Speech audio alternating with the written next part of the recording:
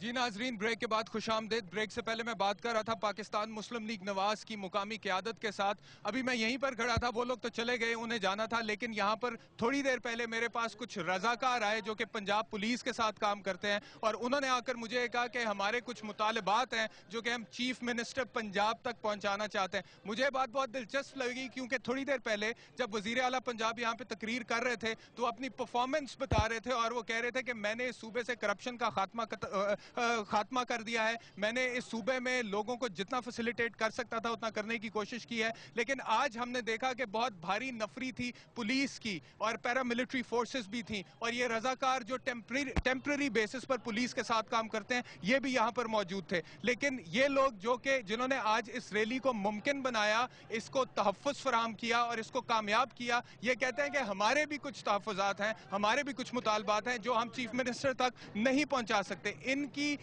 کے مہیا کیے گئے تحفظ میں وہ یہاں پر آ کر تقریر کر کے چلے جاتے ہیں، لیکن ان کی پہنچ نہیں ہے، تو یہ چاہتے ہیں کہ یہ ان تک اپنے مطالبات پہنچائیں۔ جی کیا کہنا چاہتے ہیں؟ سر ہم یہ کہنا چاہتے ہیں میاں نواز شریف اور میاں شہباز شریف صاحب کے یہ جو رضاکار کھڑے ہیں آپ کے سامنے، یہ رات کے ٹائم ڈیوٹی کرتے ہیں، ڈے بھی کرتے ہیں، جب بھی کوئی جلسے جلوس نکلتے ہیں، اور خالی ہاتھ ان کو کھڑا کر دیتے ہیں۔ نہ تو ہمارے پاس اسلحہ ہوتا ہے، ٹھیک ہے، اور نہ ہی ہمارے پاس اتنے مسائل ہیں کہ ہم اسلحہ لے سکیں، ٹھیک ہے۔ 50 روپے دیہڑی پہ ہم کام کرتے ہیں، ٹھیک ہے۔ آج کے دور میں آپ ہمیں بتائیں کہ 50 روپے دیہڑی میں کیا بنتا ہے؟ ایک ٹائم کا کھانا ہم نہیں کھا سکتے۔ 50 روپے دیہڑی یعنی مہینے کے 1500 روپیہ مہینے پہ ہے، ٹھیک ہے سر۔ 1500 روپے آپ کو مہینے کا ملتا ہے؟ ہاں جی، وہ 50 روپیہ روزانہ کا بنتا ہے۔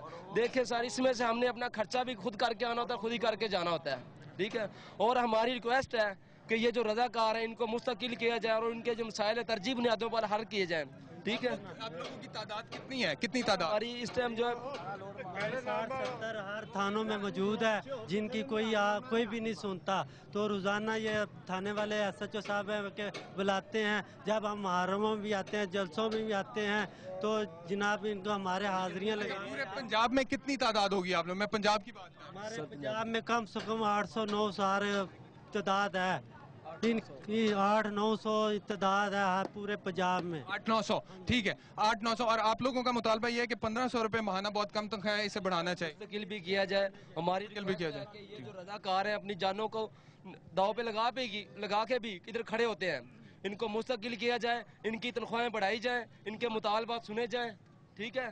کیونکہ کوئی بھی آج ہماری یہ بات سننے کو تیار یہ نہیں۔ ان کی اپلیکیشن ہے،